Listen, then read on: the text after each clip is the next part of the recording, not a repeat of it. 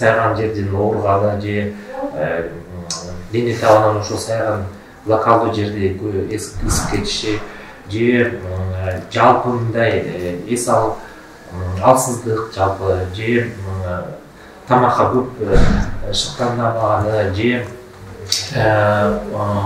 булчуң оорулары ушул жеңил түрдө өтө турган. Ал эми кабылдоолор эң коркунуч кабылдоолор вакцинациянын албетте анафилактика аллергия чоң жаман оорусу. Бул учурда албетте медицина кызматкерлеринин өздөрүнүн каражаттары бар. Эмдөөчү жүргүзгөндө, эмдеден кийин байкоо жүргүзүп атканда, эгер ушундай учурлар пайда болсо тез арада жардам берилгенге. Бул учурлар өтө сейрек кездешет, бирок буга даяр болуш керек медицина кызматкерлери.